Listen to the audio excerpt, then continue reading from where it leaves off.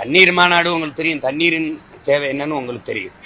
இப்ப இருக்கிற நெருக்கடி என்னன்னா, அறிவார்ந்த என்னுடைய சொந்தங்கள், என் தம்பி தங்கிகள் புரியணும். உலக உயிர்களின் உயிர் தேவை உங்களுக்கு நீர். அது மானுட தேவை மட்டும் அல்ல, உங்களுக்கு புரியணும் நினைக்கிறேன். அதனாலதான் நம்ம முன்னவன் நீரின்றி அமையாது உலகன்னு சொன்னான். அது உலக உயிர்களின் பால். அதை கவனிச்சுக்கணும். அதுல என்ன இங்க நடக்குதுன்னா, எந்த ஒரு நாட்டில் அறிவை வளர்க்கும் கல்வி, உயிரை காக்கும் மருத்துவம், உலக உயிர்களின் நீர் தேவையா இருக்கிற நீர், இது மூன்றும் விற்பனைக்கு வந்துச்சோ, சந்தை பண்டமாக மாற்றப்பட்டுச்சோ, அந்த நாடு நாடல்ல, அது சுடுகாடு என்று பொருள்.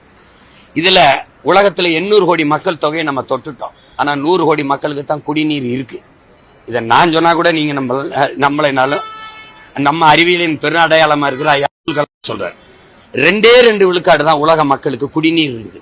அதை 20 விழுக்காடா உயர்த்துவது எப்படின்னு உலக பேரறிஞர்கள் சிந்திக்காம, உலக அதிபர்கள் சிந்திக்காம, இந்த 2 விழுக்காடு தான் இருக்கு, வித்தா நல்லா சம்பாதிக்கலாம் முடிவு பண்ணால, அங்கதான் துரோக சிந்தனை உருவாயிருச்சு.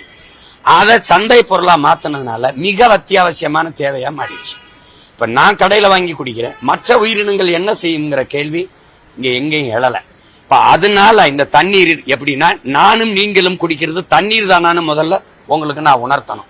இப்ப இந்த தொழிற்சாலைகள் தொடங்கப்பட்ட, இப்ப பாருங்க, இந்த சிப்காடு தொடங்கப்பட்ட இடத்துல 26 கிலோமீட்டருக்கு இங்க இருக்கிற தண்ணீர் எடுத்து குடிக்காதே, நீர் நஞ்சாயிருச்சுன்னா அரசே அறிவிக்குது.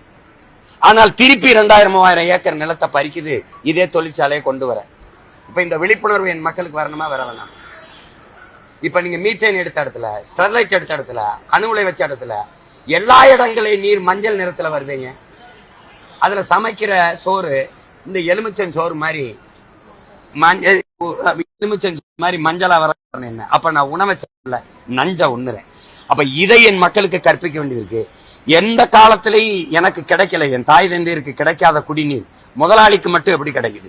நான் அழைச்சு பேசினா அக்கோஃபனோ, கிண்ல, அப்பலோ இந்த மாதிரி இதுல குடுவையில கொண்டாந்து 10 கேனோ 20 கேனோ அந்த குடுவையில கொண்டாந்து இறக்கிற முடியுதுல, அவருக்கு எப்படி கிடைக்குது? எப்படி என் தண்ணீர் என்னுடைய உயிர் அடிப்படை உரிமை, உயிர் ஆகாரம் எப்படி ஒரு முதலாளியின் வியாபார பொருளா மாறிச்சு? மாத்தினவங்க. இப்ப நான் கடையில வாங்கி தண்ணி குடிச்சிடுறேன், மற்ற உயிரினங்கள் மானோ, மயிலோ,